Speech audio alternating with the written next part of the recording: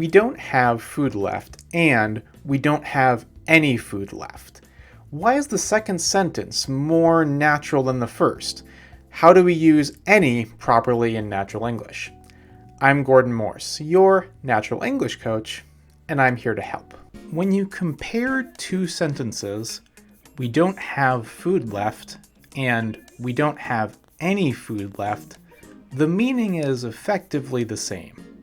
You don't have food at your house to eat. Since this is the case, the word any in this sentence has more to do with emphasis, as well as the rules of English grammar. Emphasis, in case you've forgotten, means the strength of emotion that is added to something you say. I can say, I love this, regularly. Or I can say, I love this, with extra emphasis. The meaning of the sentence stays the same, but my tone adds some extra detail. Let's change up this sentence slightly. We have no food left.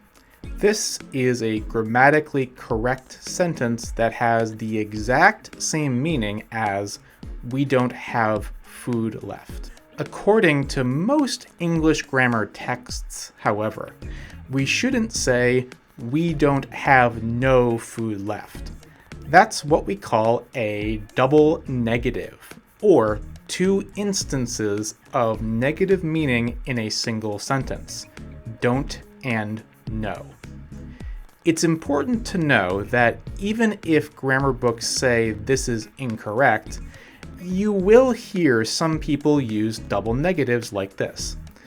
There are many different ways of speaking English. Just because they might not match the rules in a textbook doesn't mean they're wrong.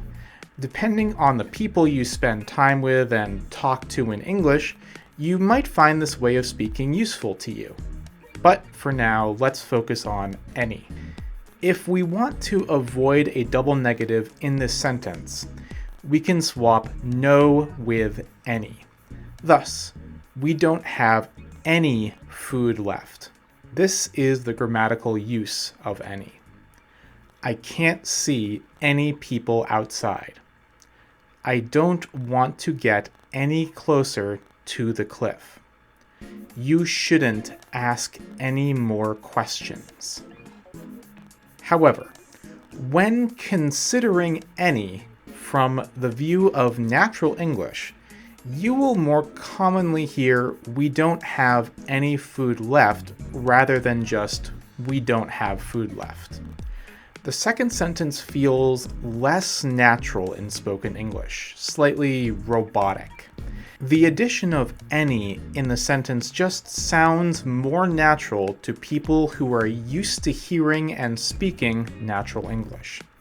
So, I would recommend you practice using it. Let's have some practice time using the word any. Number 1, did you see any animals today?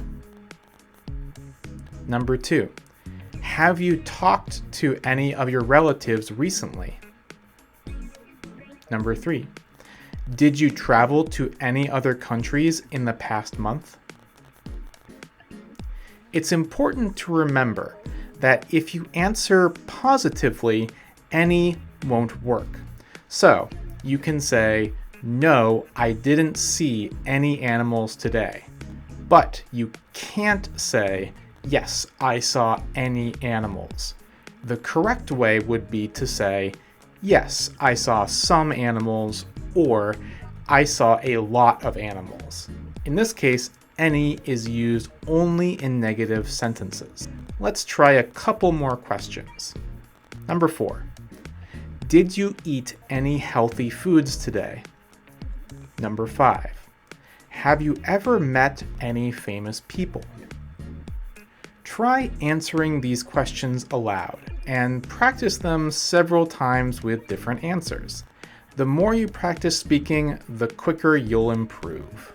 If you have any questions about today's topic, or want me to make a video about another tricky part of English conversation, leave a comment below. Also, If you're interested in getting a totally free natural English assessment from me, follow the link to the right. I'll see you next time for another lesson.